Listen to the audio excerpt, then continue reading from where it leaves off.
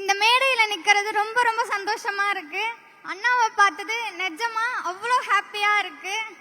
So நம்ம ஒரு விஷயத்த செய்யும் போது அதுக்கான பாராட்டு நமக்கு கிடைக்கிறப்பதான் அதோட வேல்யூ தெரியுது. அண்ட் வாழ்க்கையில இன்னும் நிறைய செய்யணும் அப்படின்ற மோட்டிவேஷன் கிடைக்குது. அண்ட் நம்ம மாநிலத்துல டாஸ்மார்க் ஓபன் பண்ணி குடிக்கிறவங்களை என்கரேஜ் பண்றவங்களுக்கு மத்தியில படிக்கிறவங்களை என்கரேஜ் பண்றதுக்கான ஒரே கழகம் நம்ம டிவிக்கே தான். இதுதான் நமக்கு தேவையான மாற்றம். அண்ட் நம்ம ஜெனரேஷன்ல நம்ம விஜய் அண்ணா ட்ரக்ஸ் இல்லாத ஒரு சொசைட்டியாவும் எஜுகேஷனுக்கு இன்னும் இம்பார்ட்டன்ஸ் தர ஒரு சொசைட்டியாவும் கொண்டு வருவாருன்ற நம்பிக்கை நம்ம எல்லாருக்குமே இருக்கு.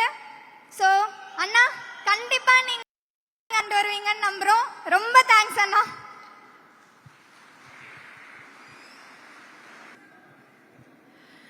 எல்லோருக்கும் வணக்கம்.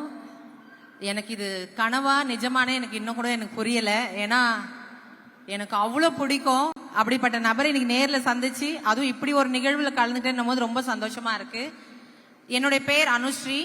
தமிழ்நாட்டு பொறியியல் பட்டதாரினா.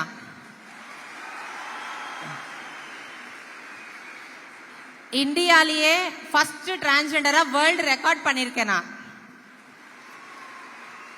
டிஎன்பிஎஸ்சி குரூப் 2 தேர்வு எழுதி பாஸ் பண்ணி ஜட்மெண்ட் வந்து என்னோட ஆர்டருக்காக வெயிட் பண்ணிட்டு இருக்கிறேன். ரொம்ப சந்தோஷமா இருக்கு. ஒன்னு